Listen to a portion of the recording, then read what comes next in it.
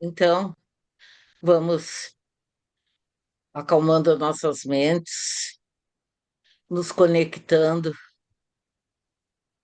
com Deus, com a espiritualidade superior, com todos os nossos amigos, solicitando a presença de nossos mestres, mentores, para esse momento de estudo, que nossa energia e nossa atenção, nosso foco esteja voltado para todas as coisas que serão ditas aqui e que possam ser utilizadas por nós na nossa vida durante nossa experiência nesta encarnação. Que essa oportunidade dada pela Casa Lucas, por um grupo de estudo, sempre é uma chance, uma benesse que nós temos que agradecer a toda a espiritualidade por podermos ter esse momento de estudo e de compreensão das coisas da vida. Pai nosso que estais no céu, santificado seja o vosso nome, venha a nós o vosso reino, e seja feita a vossa vontade, assim na terra como nos céus. O pão nosso de cada dia dai-nos hoje, perdoai as nossas ofensas, assim como nós perdoamos a quem nos tem ofendido, e não nos deixeis cair em tentação, e livrai-nos de todo mal. E que assim seja. Vamos lá, então, pessoal.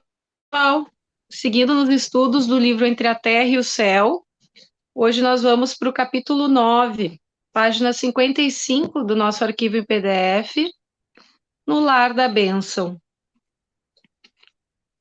Clarencio movimentou a destra, indicando-nos o quadro sublime, a desdobrar-se sob a nossa vista. Doce melodia que enorme conjunto de meninos acompanhava, cantando um hino delicado de exaltação do amor materno, vibrava no ar. Aqui e ali, sob tufos de vegetação verde clara, muitas senhoras sustentavam lindas crianças nos braços. É o lar da bênção, informou o instrutor satisfeito. Nesta hora, muitas irmãs da terra chegam em visita a filhinhos desencarnados.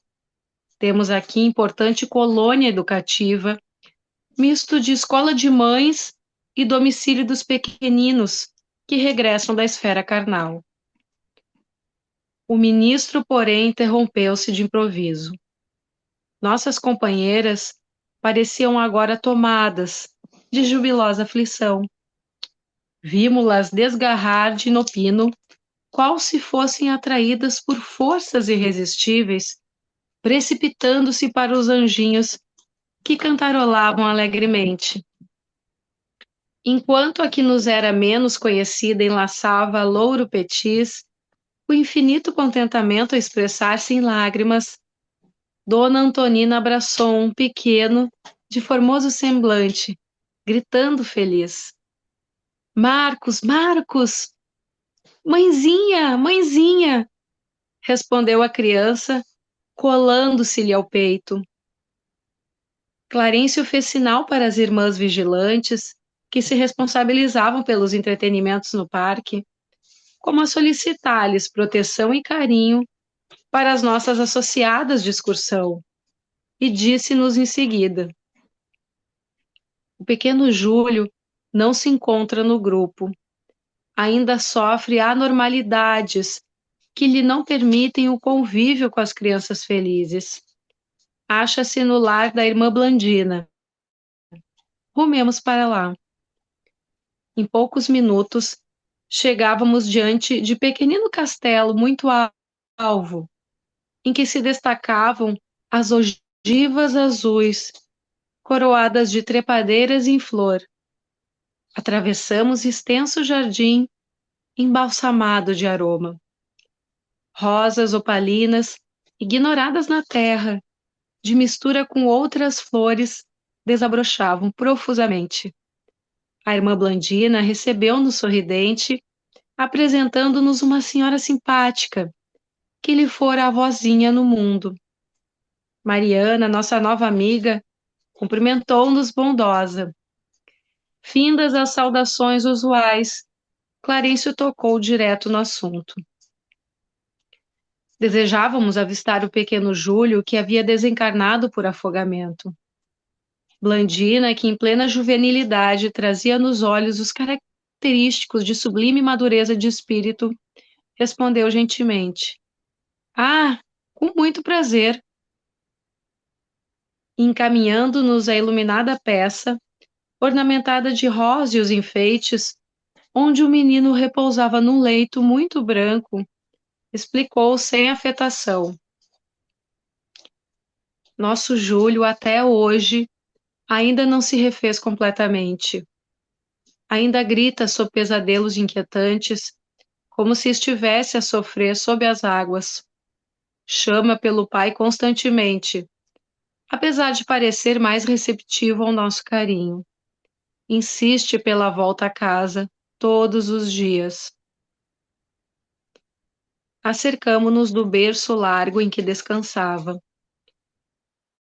O menino lançou-nos um olhar de atormentada desconfiança, mas, contido pela ternura da irmã que o assistia, permaneceu mudo e impassível.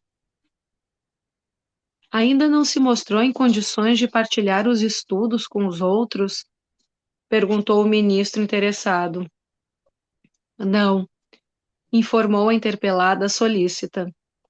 Aliás, os nossos benfeitores Augusto e Cornélio, que nos amparam frequentemente, são de parecer que ele não conseguirá adquirir aqui qualquer melhora real antes da reencarnação que o aguarda. Traz a mente desorganizada por longa indisciplina. Bem-humorada, acrescentou. É um paciente difícil.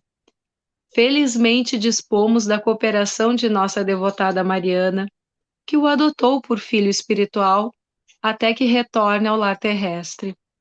Foi preciso segregá-lo neste quarto, tamanha é a gritaria que se entrega por vezes. Mas não tem recebido o tratamento magnético aconselhável? Indagou Clarencio atencioso. Diariamente recebe o auxílio necessário, esclareceu Blandina com humildade. Eu mesma sou a enfermeira. Passes e remédios não faltam. E a irmã conhece o caso em suas particularidades? Sim, conheço. Eulália tem vindo até nós. Lastimo que a mãezinha de nosso doente não esteja em condições de ampará-lo. Creio que o concurso dela poderia insuflar-lhe novas forças. Entretanto, com exceção da irmãzinha que se lembra dele nas orações, ninguém mais da família o ajuda. Mãezinha, mãezinha, chamou o pequeno em voz rouca, erguendo-se e enlaçando Blandina, pálido e inquieto. Que te incomoda, meu filho? Dói-me a garganta, lamentou-se o rapazinho. A jovem benfeitora abraçou-o, osculhando-lhe os cabelos, e recomendou: Não te aflijas. Como é que um moço de teu valor pode chorar assim por nada? Imagina, temos 3 médicos em casa. É impossível que a dor não fuja apressada. Logo após, sentou-o numa poltrona e solicitou a colaboração de Clarencio. O ministro, cuidadoso, pediu-lhe abrisse a boca. E, surpreendidos, notamos que a fenda glótica, principalmente na região das cartilagens aritenoides, apresentava extensa chaga.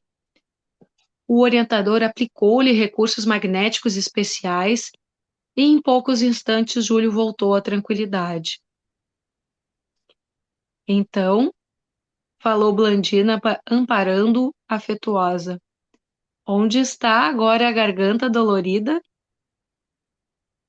E visivelmente satisfeita acrescentou. Já agradeceste ao nosso benfeitor, meu filho?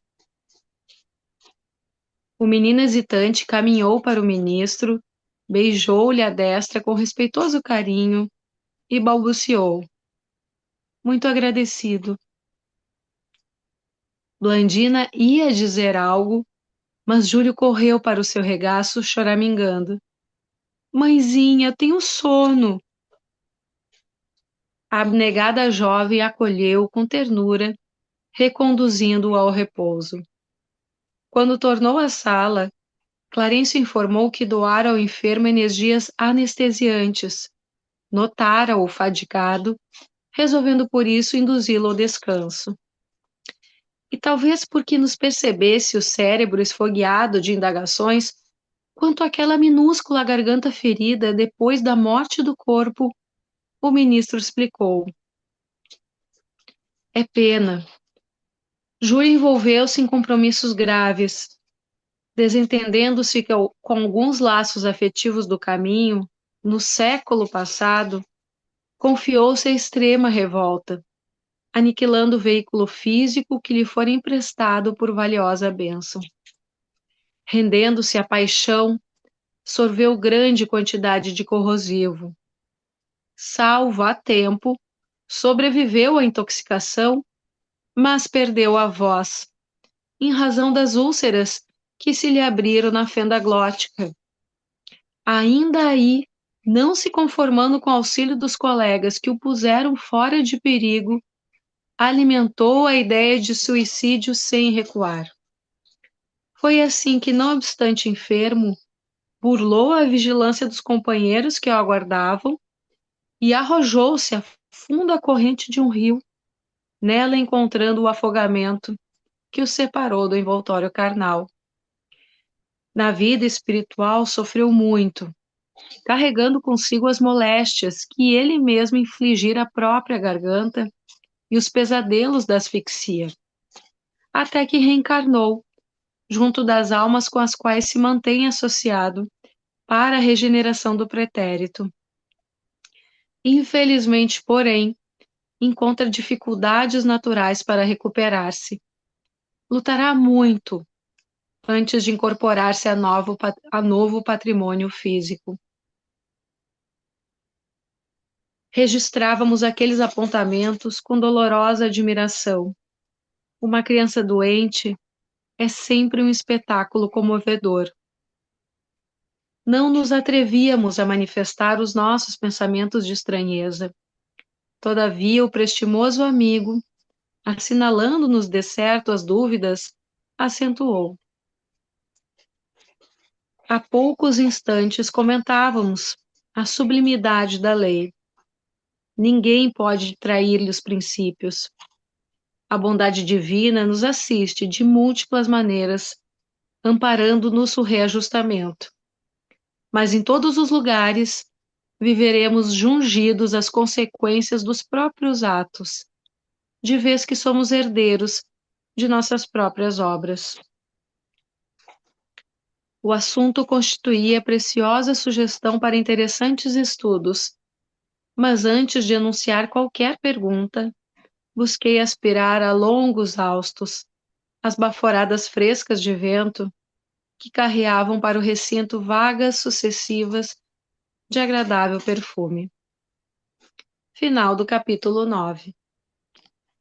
Bom, a gente vê todos esses capítulos, né, eles vão se encadeando, é o mesmo o fato que vai se derivando, nesse caso aí, por exemplo, aquela a viagem que fizeram, aquela excursão que a gente viu a semana retrasada, ela tratava de eles saíram do corpo, saiu a Antonina do corpo, né, dormindo, e acompanhado também de uma outra mãe que ainda não aparece aí, para visitar os seus filhos, crianças desencarnadas, né? No caso, seria para se encontrar com esse Marcos, o Júlio, que a gente vai ver, dá para ver nesse capítulo também houve referência a ele, e também outras crianças que a gente vai ver mais adiante.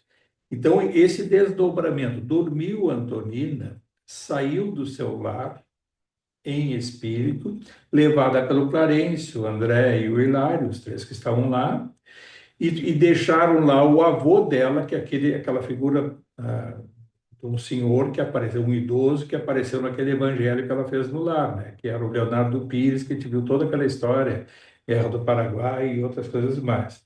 E aí esse Leonardo, ele até a carência dele é tamanha que ele até queria ser ajudado, e só pela atenção que ele teve do Clarence, ó, fica cuidando aí do lar e cuida dos teus netos, que nós já voltamos.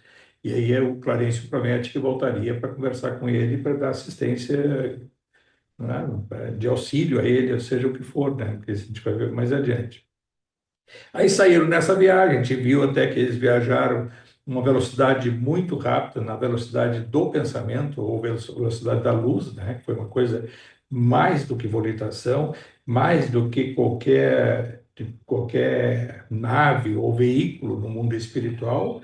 É uma forma de transporte que aí, claro, o Clarencio tem esse poder envolvendo outros espíritos de propiciar esse deslocamento espiritual. Então, quase que instantaneamente estiver em outro local. Nesse local, ele descreve, aí ela tem a sensação de um êxtase, a Antonina, que até ela tem alguns reflexos de não nem querer sair dali, né? E até fica perguntando por que que todos não vivem nessa forma todo o tempo. Por que que a gente não se lembra desses locais que a gente visita ou que já vivenciou? E aí é dito para ela também, que é muito fácil, né? A gente quer só a parte boa, né? Ninguém quer se lembrar das coisas do nosso passado, que o nosso o passado de todos os espíritos que têm um processo de evolução, eles são muito mais densos do que as partes essas que levam o êxtase momentâneo, né? Então a gente quer só a parte boa. É igual aquele médium também que gosta até, gostaria de ser evidente, de ouvir, né, clareaudiente, todas as faculdades mediúnicas mais ostensivas, mas querem só enxergar coisa boa, né? Não querem enxergar um espírito deformado, figuras animalescas, ou enxergar espíritos em casa, ou de noite, ou seja onde for, né? Ou ouvir espírito toda hora e de diversas formas. Isso não querem só a parte boa, querem uma mensagem superior, querem enxergar um espírito elevado, se comunicar com ele, isso querem, mas não querem aquela parte que é a que mais importa para a mediunidade na caridade. A mediunidade com Jesus é aquela de auxílio e não de espetáculo, não simplesmente de receber mensagens, né, e recomendações e orientações para si próprio, né? Porque muitas vezes até o médium que tem essa capacidade de receber mensagens de espíritos não se dão conta que muitas vezes têm um grande intuito de receber orientação para si próprio, e não para quem possa auxiliar, que alguém possa recomendar, ou um conforto a alguém. Isso é só para a gente ver assim que a mediunidade ela é muito mais ampla, tem um propósito muito mais amplo do que a nossa compreensão. Então, a Antonina, eles estiveram nesse local e aí se direcionaram a essa nessa colônia, nessa casa, né, onde abrigavam várias crianças desencarnadas. O ambiente era de muita elevação espiritual, e isso a gente tem que perceber também que não significa que nestes ambientes estão espíritos sublimes, estão espíritos em acolhimento em ambientes elevados, e esses ambientes que abrigam essas crianças, espíritos desencarnados de crianças. E por que é um ambiente de maior conforto? Porque a criança, quando desencarna em si, ela não tem consciência absoluta de si, ela está em processo ainda de adaptação. E se ela está em adaptação e desencarna, ela continua nesse processo de adaptação no mundo espiritual. E aí deveria ser acolhida onde? A gente vai ver o Júlio ali, que foi suicida no passado, vai lá para uma região tenebrosa lá embaixo, Vale do Suicida, ou uma área mais saneada lá para essas regiões umbralinas inferiores? Não, que aí perde o propósito aquele de retomar uma trajetória corretiva, de correção do seu ato insano do passado. Então, tem que ir para uma área transitória superior, como essa, para uma adaptação. E essa adaptação, claro, que aí ocasionada pela razão, que depois a gente vai ver do desencarne dele que se deu daquela forma, é acolhido nessas áreas intermediárias do mundo superior para preparar, para até prosseguir depois, né, a sua trajetória. No caso, ele desencarnou e depois vai reencarnar, né, como está no texto. É interessante isso para a gente ver assim, então as crianças vão para cá, por quê? Qual é o propósito de acolhimento nessas áreas superiores? Não é de privilégio, é de facilitar a adaptação para prosseguir a trajetória. Por que que aí um adulto que praticou um ato insano ou se dedicou, né, ao mundo do crime, dos desvios do campo moral, quando desencarna, tem uma forte tendência de ser atraído a áreas inferiores? E exerceu essa consciência, tinha consciência de si e praticou os atos, mesmo que objetivamente não tenha percebido tanto erro como cometeu, mas o reflexo, a lei de causa e efeito, vai dar para ele essa oportunidade de ele ser atraído a essas áreas inferiores e ali se dar conta para retomar. Não teria sentido nenhum vai ser acolhido, se fosse possível, né, de ser acolhido no mundo espiritual superior, e lá, então segue aqui, eu queria te dizer, bah, o que tu fizesse não foi interessante, bah, tu cometesse erros, deslizes, né, as tuas faltas, os teus pecados, entre aspas, né, não teria sentido, até porque se sabe que pela vibração do espírito ele nem consegue se manter nesse mundo espiritual superior, mesmo que fosse acolhido. Teria que ter um preparo muito especial para ele se manter lá, porque falta para ele densidade vibratória para suportar o ar, o oxigênio, o rarefeito dessas áreas superiores. Então, isso também é importante de a gente se dar conta, porque o espírito, quando tem a vocação para o bem, ele pode chegar nesses ambientes, como é o caso da Antonina, e ter uma sensação de êxtase, porque ela está em sintonia com o propósito. A Santonina já vem, né? A encarnação vem modificando a atitude dela, reencarnou com esse grande propósito, de ter aqueles filhos, agregar a família, né?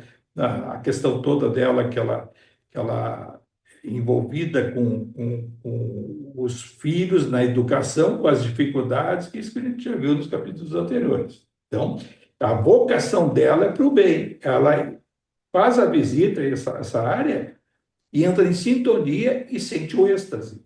Esse é o propósito. Se fosse um espírito de pouca elevação espiritual, não ia nem chegar, porque não ia suportar, não ia nem perceber o êxtase. Entendeu? Alguém perguntou? Eu, Ô, Francisco, eu queria te perguntar a respeito, que é uma coisa que eu sempre fico nessa dúvida aí, tá? Que a gente já leu várias vezes, já se conversou algumas vezes, nessa questão da densidade do espírito, né? Só que tem alguns livros, né? E tem até um livro do Inácio, lá onde Inácio mora, lá, enfim, que ele estava uma vez conversando numa praça, e aí teve um assalto, né? Onde ele estava lá. Enfim, de um assalto, assim, um roubo, assim, né? Um cara entrou, acho que numa padaria, não me lembro mais direito aí, que esse livro eu acho que eu já li faz uns 5, 6 anos, que é teu também, ou sei lá, enfim. E eu fico pensando assim, como que alguns espíritos muito mais densos, tá? Muito mais densos, conseguem algumas vezes, né, esse acesso, tá? Inclusive, né, obsidiando alguns espíritos. Lógico, né? Eu abro a porta, eu desço.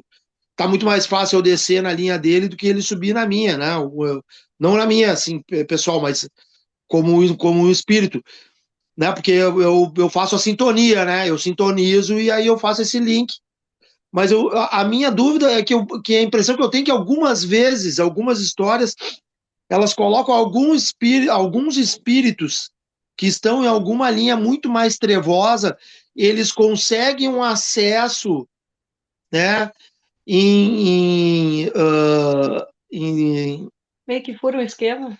meio que, bem como a Flavinha disse, meio que fura o esquema, né, meio que quebra a lei, né, ou ele tem uma tecnologia, ou é permitido o acesso desse espírito mais trevoso né, numa densidade mais sutil, né? Então, porque isso já deu várias vezes, né? De vez em quando dá.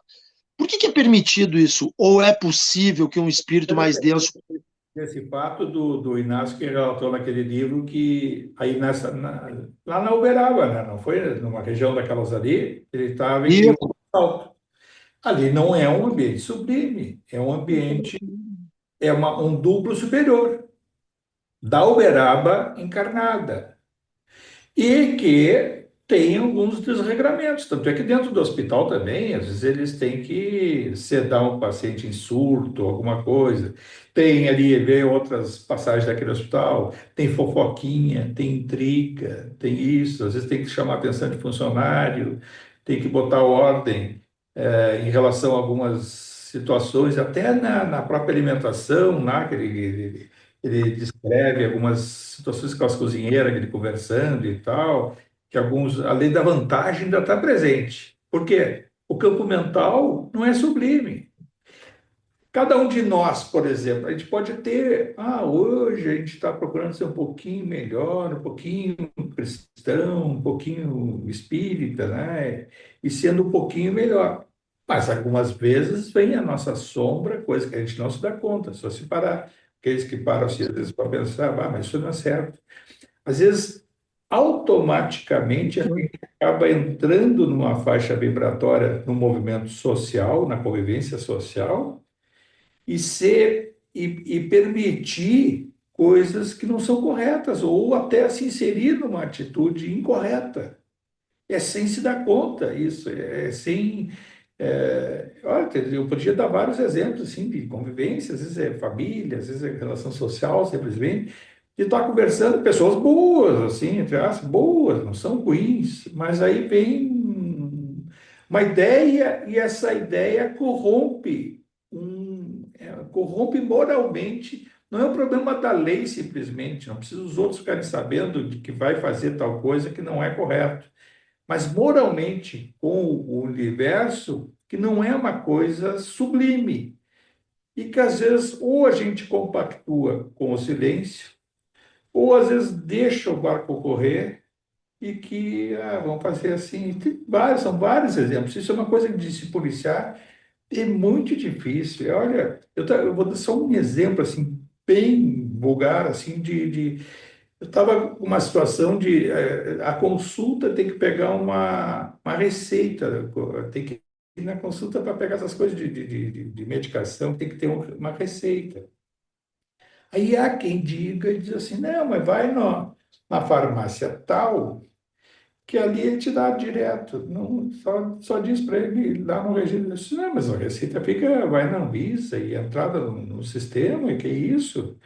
Não, mas ali não, eles dão um jeito. Eu, quando preciso, tiro lá, aí tiro para minha mãe, faço para não sei o quê, sim, mas é mesmo sem receita. Eu trabalhei no Ministério da Saúde, uma coisa assim, não, deixa assim.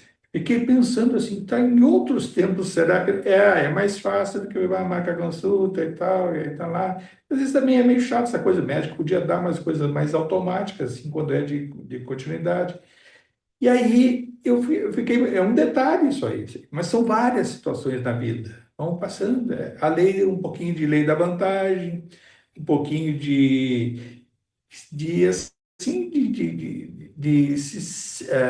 ser conivente com o erro, com a degradação moral. Às vezes a gente não, às vezes não. No passado, quem sabe não se dava conta e achava, e tem pessoas que aí, quando contam isso e dizem que fazem ou fizeram, ou coisa dessa ou outras, contam ainda com né, se jactam assim, não, mas eu faço, sabe, eu isso, aquilo.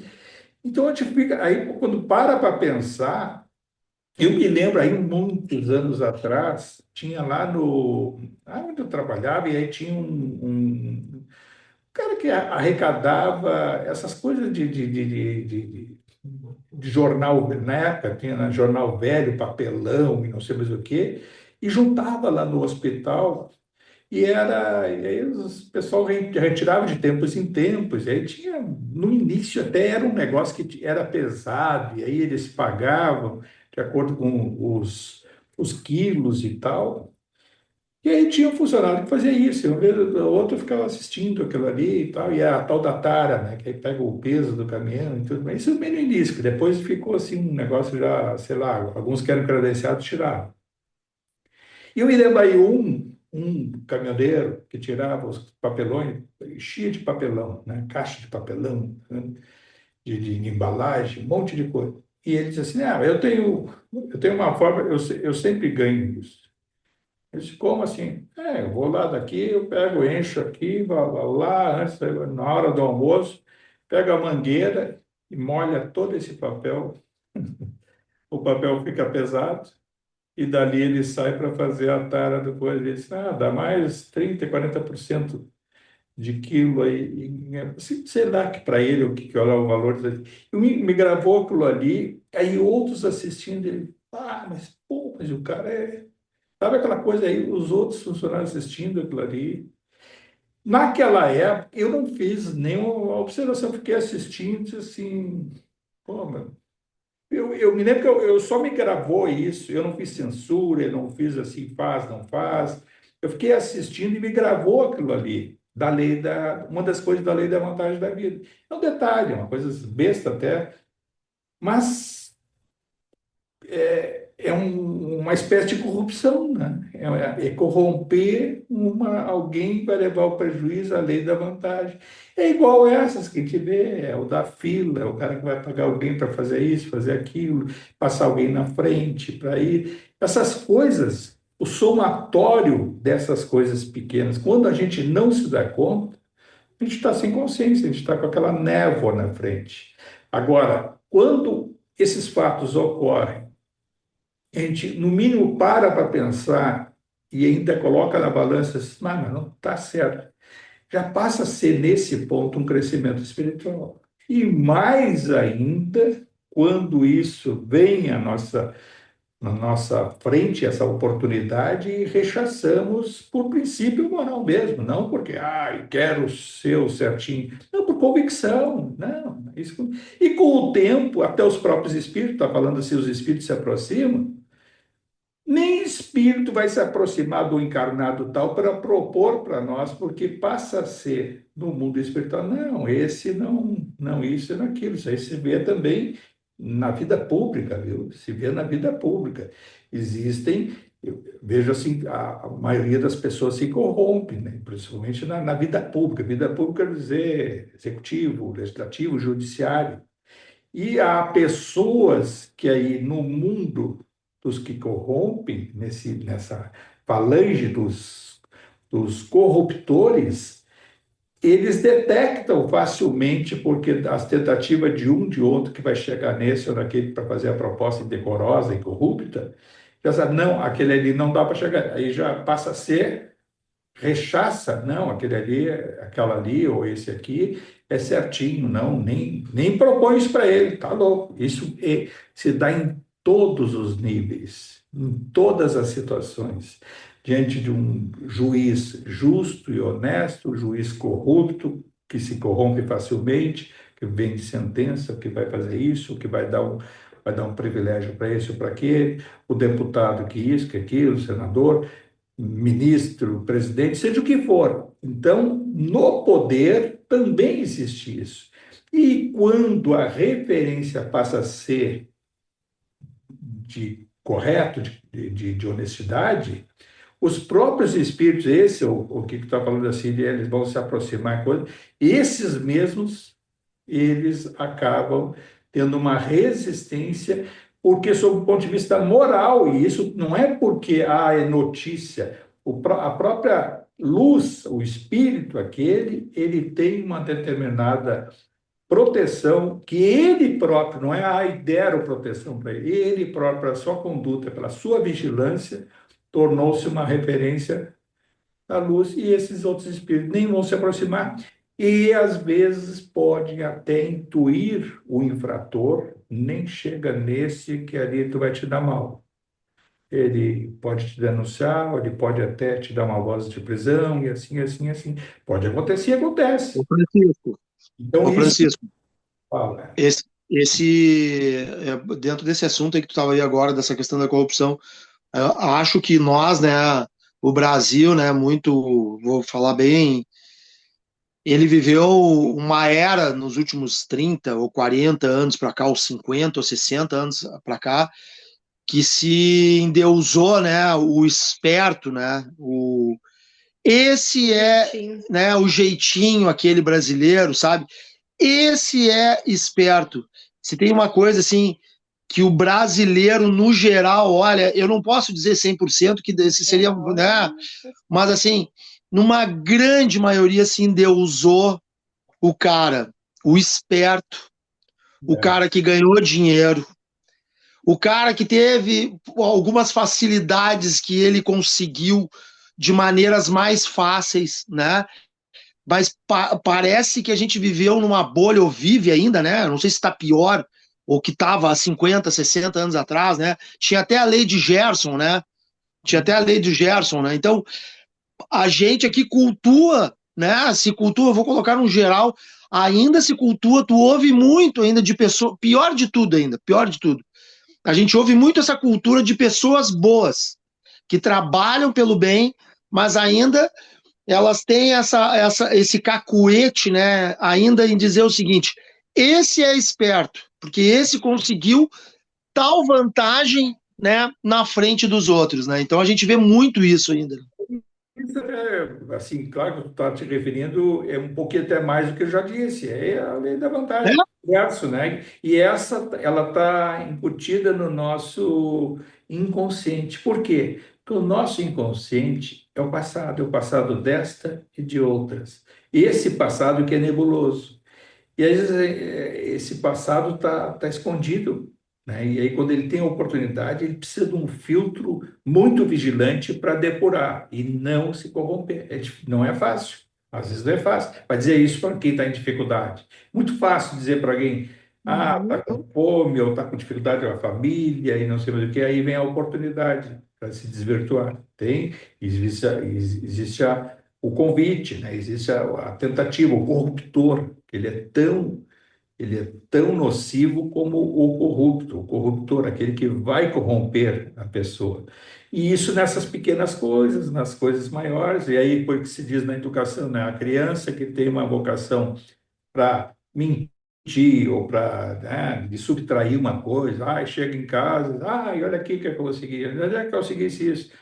Você foi um coleguinha, ele olhou para o lado, eu tirei e trouxe para casa. Aquelas coisas assim que pode acontecer, né? Que se ouve, eu me lembro que era criança e ouvia essas coisas, olha, cuidado, e aí faz a mãe ou o pai, né? Vai devolver, ou faz. Se quando acontece, não estou dizendo que seja uma coisa normal, mas pode acontecer. É uma das formas da educação estar presente, e é aquele ato ali que muitas vezes vai tornar nebuloso aquele passado daquele espírito, daquela criança, aquele passado, aquele inconsciente, para ter um corretivo na hora que ele repetir aquele ato. São os pequenos atos que ficam assim, presos com a criança, às vezes na primeira idade. É a subtração, ou é um dinheiro, ou um troco, ou tirar uma coisa daqui, dali, aquela coisa meio cleptomaníaca, né, de lei da vantagem, mas sempre tirando, e aí passa a ser uma doença. É uma doença, né? E passa a ser. E sempre, essa coisa mesmo da corrupção, eu estava pensando essa semana, não sei qual é a notícia que eu vi, da pessoa, olha, é uma coisa assim, essa coisa era político, cara, e aí esses desvios, esse mesmo, agora que a gente está vendo esse banco aí, esse banco master, aquela coisa, e aí que tiraram milhões e milhões, e aí o outro, aí tem o outro que está envolvido, que também, aí teve o outro negócio, aí envolve também um ministro tal que pegou e o seu solidário, a coisa assim de 300 milhões, 70, o que, por mais que seja corrupto e não tem, né, o que leva a pessoa a dizer assim, além de ser corrupto, vai ser a corrupção para quantas gerações adiante? Que coisa mais doentia, né? Claro que é uma deformação moral grave, mas é um negócio assim, e aí se vê no meio político, aí vê essas coisas lá, e coisa, não é coisa, quando ele tem que ser, não é coisa nem pequena, é coisa monstruosa. E o que vai fazer? Com tanto dinheiro, com tanto. Assim também não precisa ser na corrupção, também nas ambições. A gente não se contenta com o necessário. Nós precisamos, para manter a nossa encarnação, uma determinada alimentação, né? Um vestimento, um acesso aqui e ali, saúde, alguma medicação, morar mais ou menos, tudo bem, não precisa morar razoavelmente, ter alguma coisa, fazer e levar essa vida normal. É isso que é assim, o propósito espiritual do alto é esse, né? E até já é com algum excesso. Não é o sofrer. Jesus não quer que a gente sofra, não quer dor, não quer sofrimento, quer consciência, quer que a gente possa até olhar para o lado e aí e isso não precisa de excesso. E aí as pessoas, ambição do poder, ambição do dinheiro, não é o fato, me refiro agora à corrupção, do ter mais, mais, mais. Estava também lendo uma entrevista de um empresário, e aí que já fez isso, fez aquilo e vai fazer, e agora o objetivo é isso, mais é abrir mais negócio em outros estados, com quantos não sei o quê. A derrocada, tudo na vida é um ciclo. Tudo tem o alto e depois tem o baixo. Por que tem que chegar lá, assim, não, na exaustão, e essa exaustão vai coincidir ou com o desencarne daquele empresário, que vai depois ruir com os seus descendentes, não necessariamente as mesmas virtudes ou os mesmos propósitos, a derrocada vai se dar, e o que quer vai chegar lá do outro lado, agarrado nos seus bens materiais, no seu status social, de empresário, isso, de sucesso, vai levar suas virtudes morais para o outro lado. Se for levar essa fantasia desse mundo que vivencia aqui, vai ser um desses que vai ser atraído por esses duplos inferiores e até que vai se atormentar tanto que um dia compulsoriamente vai ser levado à reencarnação.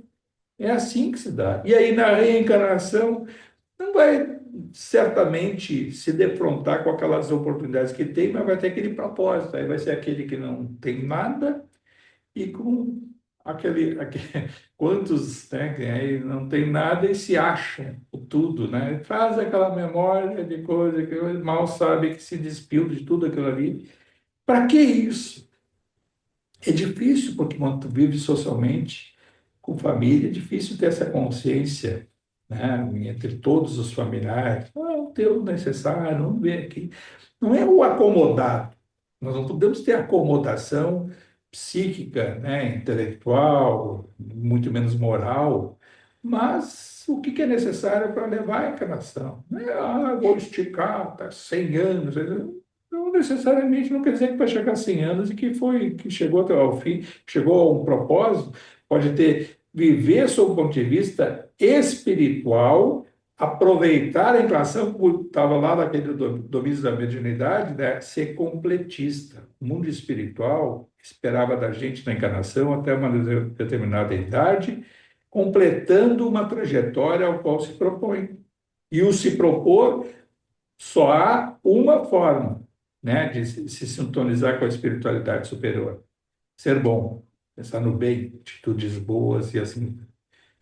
Flávia, querida, tá? Sim, mudando de saco para mala, Francisco, do livro mesmo ali do capítulo, a Blandina seria a Meimei, não? É, né? A Blandina é a Meimei? A Blandina, agora vamos ver assim, a Blandina, então, eles foram, bom, vamos assim, evoluir para chegar na Blandina. Então, eles estavam lá, nessa colônia, nessa casa, né, seria uma enorme de uma creche, num jardim de infância, num instituto, vamos botar assim, um instituto. E ali, vários departamentos, tanto é que tinha um anexo em que o Júlio não estava junto com o Marcos e outros, né? O Júlio estava lá num reservado e que lá estava tendo um outro atendimento por as razões que a gente, né, vai ver agora. Então, o que acontece? A Antonina vai lá e tem o acesso ao próprio filho, o Marcos, nesse ambiente. Estão todos brincando, mamãe, tá, tá, tá, tá, tá. Ali ela passa a ter esse encontro com o Marcos, e eles se afastam para dizer, como o Clarence diz assim, não, o Júlio não está nesse ambiente, o Júlio está outro até prédio, que eles descrevem sendo ali como se fosse um palácio, E aí entro nesse recinto e lá encontro o lar de Blandina ali, né? Que aí é do local lá da irmã Blandina. E essa Blandina, ela na realidade eu tenho nas obras, o Chico Xavier dizia, e tem várias passagens, ela era uma médium, né? Que trabalhou lá com, quer dizer, de Minas Gerais também, lá no Triângulo Mineiro, naquela região, e ela teve uma encarnação muito curta, de 24 anos, tá? Tá? Esse livro é de 1954. Ela morreu em 1946. Tá? A Blandina, é claro, estava no livro tem essa personagem. E ela era casada e ela até morreu de infecção. Até. E o Chico Xavier acompanhava muito porque ela trabalhava e era um espírito maravilhoso, que era doce, tanto é que aí o apelido que o marido dela que colocou, o marido dela depois teve uma longa encarnação e ele ajudava o Chico Xavier, ajudava lá nas atividades espirituais, era Arnaldo, parece, uma coisa assim. E, e ele e ele é que deu esse apelido para ela, Mei Mei, que em chinês quer dizer amor pleno, quer dizer, não é uma passagem que o próprio marido se referia para ela, olha, não é por ser a minha esposa, mas ela é tão doce, é um amor tão contagiante, que aí ele parece que tinha uma história de um filme ou um livro que eles leram, e que era uma obra chinesa, e que em chinês Mei Mei quer dizer amor puro. Né? Então, o marido é que botou o apelido para ela, é Mei Mei. A Mei Mei, ela teve uma encarnação curtíssima. Quando desencarnou, pouco tempo depois, isso foi em 46, nós estamos aí em 54 nesse livro. Ela, pouco tempo depois, já estava inserida no mundo espiritual e trabalhava nas atividades mediúnicas com Chico Xavier. Ela, quando se aproximava do Chico Xavier, e era uma característica muito forte dela, ela tinha um perfume. Claro que esse perfume, o Chico Xavier disse, ela gosta sempre de estar bem, a meia, então ela colocava, ela aparecia espiritualmente, ele descrevia, ela colocava joias, assim, usava coisas, pulseiras, colares, ela tinha, esse era o lado vaidoso dela, mas de se sentir bem, de querer se apresentar bem para os outros, ela sempre teve isso. Mas só que com o seu amor verdadeiro, genuíno, ela, quando se aproximava, muitos médios, não vou dizer todos, sentiam um perfume na sala. E esse perfume era um perfume misto de rosas, com coisa, um perfume maravilhoso e que encantava o ambiente. E quando estavam as atividades mediúnicas do Chico Xavier, e às vezes estava indo para cá, para lá, ou se aproximava do fim, já percebi, a minha meia está aproximando. Era o perfume dela. E ficava em perfume, e vinha em geral, então, ou ela realizava uma tarefa, ou mandava uma mensagem. Tem várias obras dela, Meimei, aí, de mensagens, de coisa muito bonita a história da Meimei, tu vê, com 24 anos.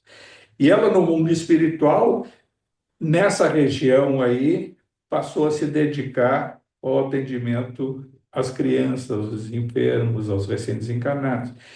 Qual é que era a grande tarefa dela que ela tinha nas cartas mediúnicas?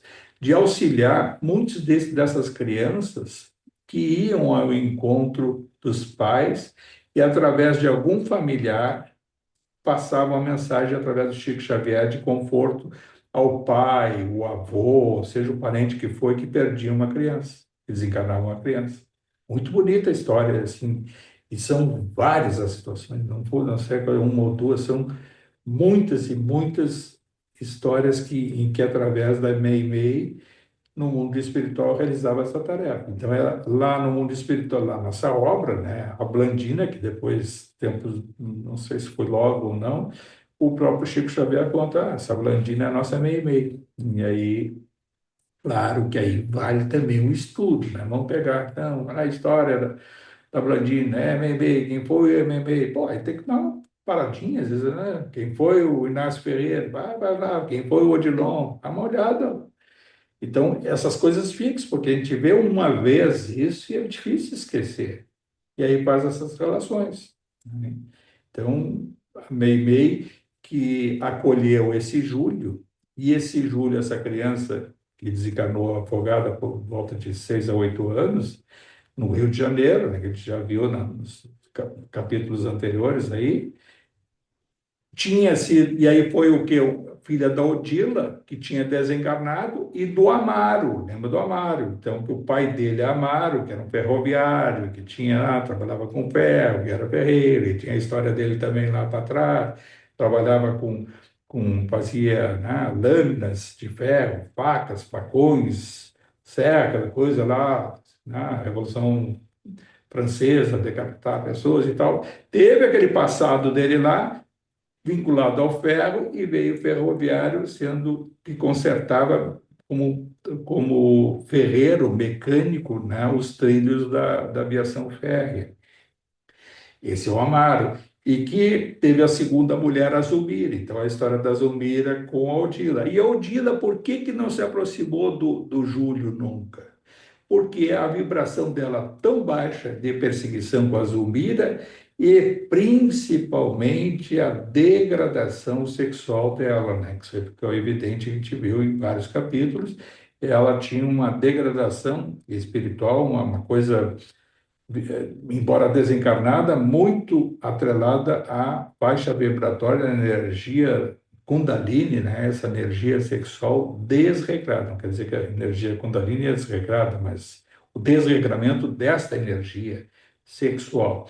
E que praticava o sexo com o próprio marido Amaro, desencarnado, na companhia da Zulmira, e sempre colocando a Zulmira em segundo plano ali, e essa simbiose, né, obsessiva com a Zulmira e com o Amaro.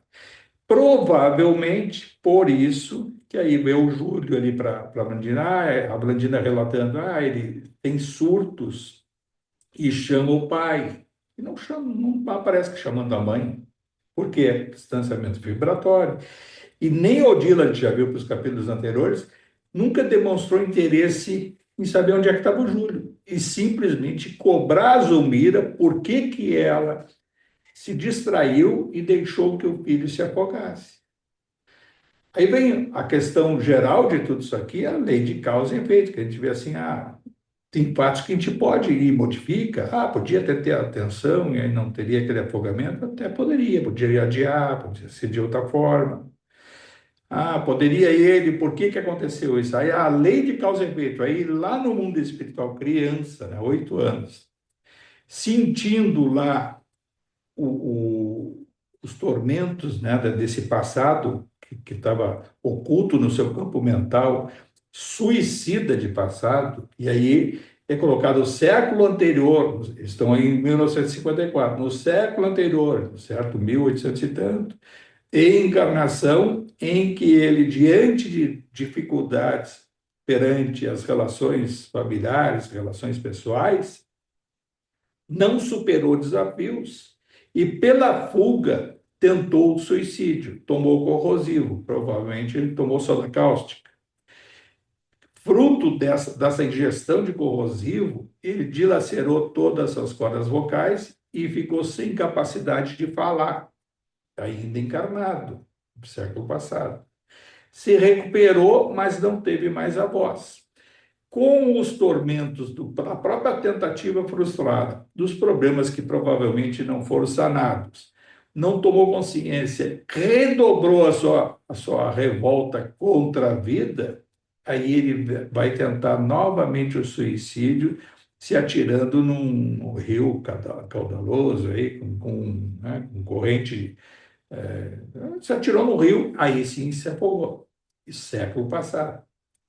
Reencarna nessa encarnação clara, que não de graça, né? Filho do Amaro, ligações com ele, ligações com a Odila, a indiferença dela, isso aí o futuro é que vai dar a oportunidade do reencontro. Ele reencarna filho do Amaro e acaba se afogando, né, para distração, e provavelmente tem essa ligação de perda do Amaro, né, de ter sentido e isso e tal. É um vínculo dele com aquele passado suicida que ele teve, e aí ele não foi cometeu o suicídio, sim, foi arrebatado ao suicídio por razões. A gente tem que abrir o caso e ser, né, um estudo de caso mais objetivo. Não é esse o propósito. Mas aí ele desencarna afogado, e lá nessa unidade, no lar de Blandina, ali, da Blandina, ele tem os surtos vinculados àquele passado. E aí o que dói? Dói profundamente a sua garganta, corrosivo de tentativa primária lá daquele suicídio, num primeiro momento. A segunda tentativa que cometeu o mesmo suicídio, que levou pelo afogamento ao desencarne ali. Situação difícil que é relatada, por quê? Provavelmente o espírito desse do Júlio, ele não tem ainda a consciência plena do ato insano cometido e a consciência de que vai enfrentar algumas dificuldades nesse campo, tanto da saúde, e que só tem uma saída, ele não está se recuperando ali, está tendo surtos e tal, e é dito que ali naquela companhia, que até ele tem muita dor, e o Clarencio se aproxima e alivia a dor dele. E vejam só que até quando a Blandina diz assim, aí, não vai agradecer o nosso mentor, o nosso orientador? Estava diante de três médicos, como é que ia reclamar tanto assim de dor? E aí os três médicos quais eram? Né, uma questão que está no texto. Alguém sabia que o Clarencio era médico? Sabendo, né, desse texto aí. Fala, três médicos, André Luiz e o Hilário, eram médicos, foram médicos na última encarnação. Eu não sabia que o Clarencio tinha sido médico, mas fica evidente que é médico também. Foi médico, né? Encarnação anterior. Não se esqueça que o Clarencio hoje é o governador do nosso lar. Então, três médicos, como é que tu vai passar? Claro que o mais ali avançado, com maior conhecimento, maior poder, capacidade moral de propiciar um alívio, era o Clarence, tanto é que ele aliviou o menino e aí induziu ele a momentos de anestésicos na sua garganta e foi adormecido, foi induzido ao sono para poder dormir e relaxar, que aí, tanto é que ele sente, eu sinto o sono, e aí foi levado pela Blandina para relaxar, para dormir. Muito interessante quando a gente vê, olha, cada vez mais assim, essas obras, eu vejo assim, juntando aqui e ali, aí quando se fala assim, a lei de causa e efeito, como é que ela se dá? Ela não é punitiva, ela não busca culpa, ela não busca, vai ser, que alguns espíritas, né, que essa é a tua cruz, esse é teu karma, tu tem que... Não, a lei de causa e efeito é oportunidade, ela é consequência, porque é efeito, né? Mas é oportunidade de reparação, é oportunidade de alívio. E quanto mais a gente se dá conta dos fatos, sem precisar saber objetivamente, a gente sabe ali, porque era o Clarencio contando e tal, por que se deu, e o passado, e as razões, mas não necessariamente precisava saber disso. Então, para ver, pô, tem questões que a gente enfrenta durante essa encarnação e que elas muitas vezes são dificuldades prementes que nos fazem levar algum obstáculo até do que a gente se propõe a fazer, provavelmente esteja ligado a uma questão de passado também. Isso se vê nos atendimentos, quantos atendimentos se viu, né, ligação de passado, e que não necessariamente os espíritos colocam claramente, foi isso, foi aquilo, mas sim de alívio. Aí o propósito, às vezes, do atendimento é aliviar aquilo para dar oportunidade para que o espírito caia em si para outras situações semelhantes da encarnação presente. E ele caindo em si, sendo uma pessoa melhor, melhor vai ser o desenrolar daquela situação kármica, né? Ou seja, causa, aquele efeito de reparação, ele vai se aliviar, ele vai ter um propósito de limpar, de aliviar psiquicamente aquela dor, aquele obstáculo, aquela dificuldade. Muito, muito, eu acho assim, todas essas coisas, todas, todas. Isso. E a gente vê tantos, e aí são assim, só o caso ali, vimos o Marcos e o Júlio. E o Júlio, aquele daquela criança que se afogou. Quem é que falou? Eu de novo. Francisco, interessante, né, que a Blandina falou que por conta dessa perturbação do Júlio seria melhor, então a alternativa menos pior seria ele reencarnar, né?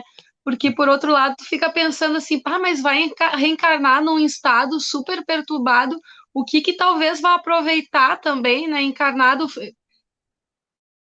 esse critério, assim, quando o espírito não consegue aproveitar do outro lado, tá, então reencarna.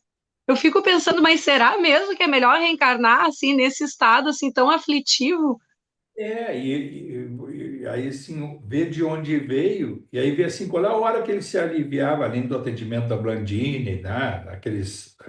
Aquelas águas frutificadas, dos passes que ele recebia, que a Blandina relatou ali, a oração, por exemplo, daquela irmã dele, a encarnada lá ainda, uma daquelas que ficou dormindo, que o avô foi o Leonardo, aquele foi orientado pelo Clarice, fica cuidando dos teus netos aí, bisnetos, né?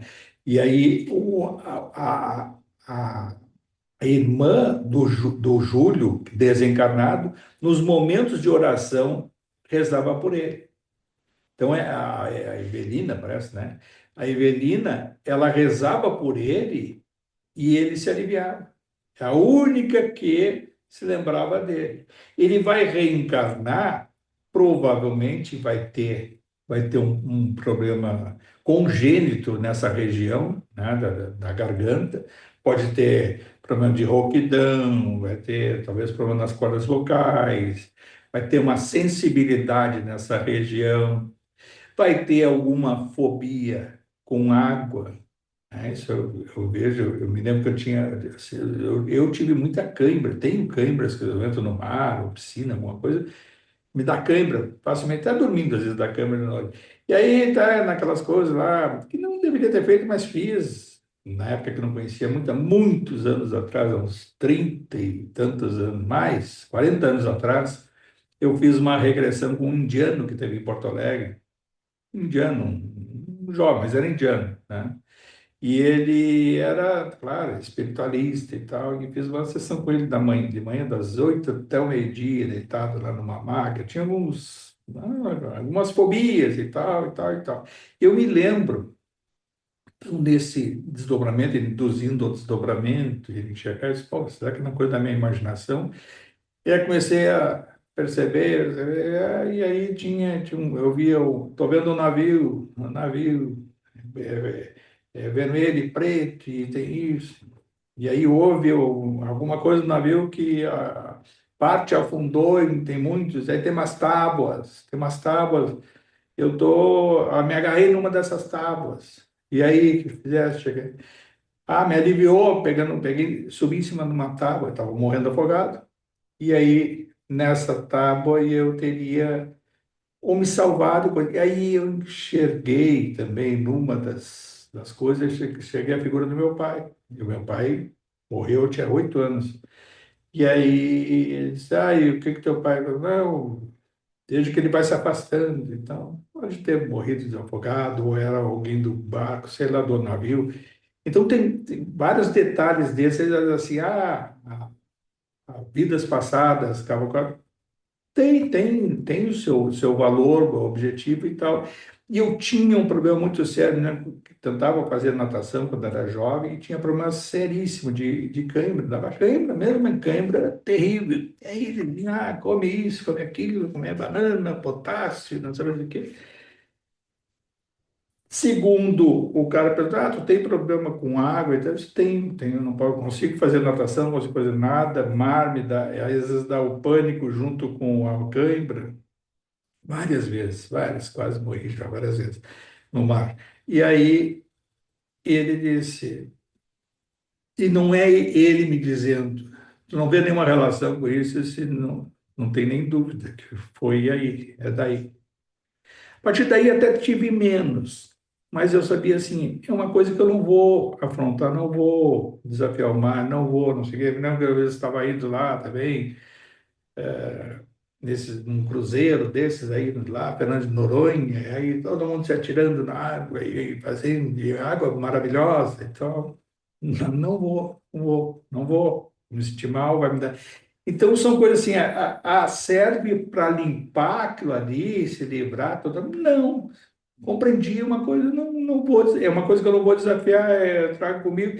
Aí a razão daquele quase afogamento, ou afogamento, não sei como é que foi, aí tem outra, aí é aquela coisa, por isso que a regressão não é assim, são várias, às vezes várias horas, vai ficando assim, são flashes que vão aparecendo. E que a razão principal, às vezes, tu vai buscar em centenas de anos e várias experiências encarnatórias, e que às vezes até o fachezinho que tu pega, ele pode ser perturbador para a pessoa, na sua consciência, que fica fixado aqueles fachezinhos. Por isso que às vezes a regressão que se faz numa corrente mediúnica, o mundo espiritual, ele coordena aquilo ali e vai mostrar o que for necessário para aquele fato. Às vezes essas regressões que se faz terapêuticas, às vezes elas saem do controle.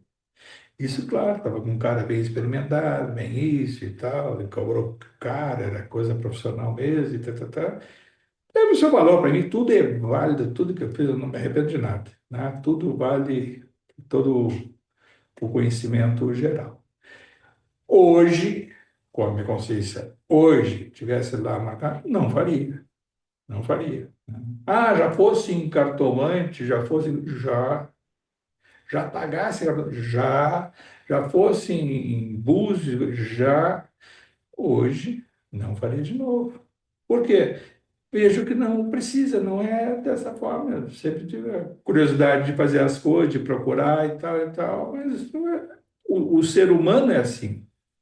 O que eu agradeço é de hoje ter a convicção de pontos que foram realizados nesse passado dessa encarnação que não faria novamente. Isso que eu acho assim que é salutar. E quando por consciência, não por aquela coisa medo, culpa ou proibição, não. Por consciência, uma série de coisas não faria. Assim como na vida mediúnica também, lá nos nossos trabalhos ao longo de anos, não só na casa Lucas de Assis, lá também no João Pedro, muitas das coisas que eu não teria feito nas reuniões mediúnicas. Muitas passagens, incorporações, muitas coisas ditas em palestras, não teria dito. Muitas coisas que aí disse para um, para outro, não teria dito. Erros que a gente considera hoje, aí vai indo, vai passando, né? Hoje seria mais um trabalho silencioso do que ostensivo. Mas isso é a cada um.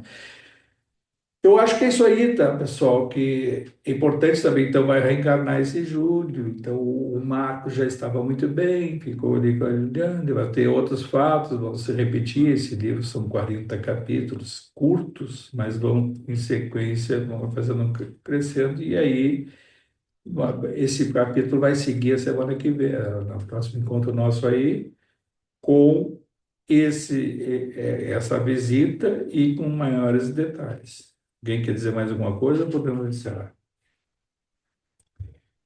Acho que então é isso, tá, pessoal?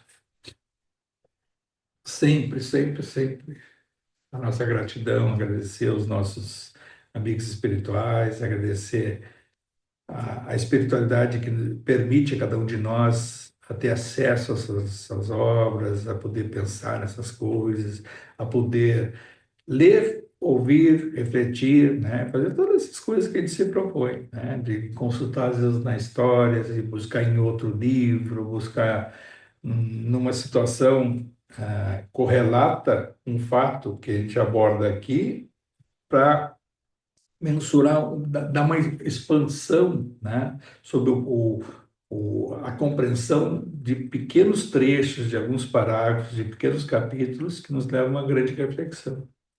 A tudo isso, a todas essas situações, a gratidão ao Bacelli, ao Inácio Ferreira, ao André Luiz, ao Clarencio, ao Chico Xavier, a toda essa espiritualidade que nos auxilia muito nesses nossos encontros de estudos. Pai nosso que está no céu, santificado seja o vosso nome. Venha a nós o vosso reino e seja feita a vossa vontade, assim na terra como no céu. O pão nosso de cada dia que nos dai hoje. Perdoai as nossas ofensas, assim como nós perdoamos a quem nos tem ofendido. E não nos deixeis cair em tentação, e livrai de todo o mal, Senhor, e que assim seja.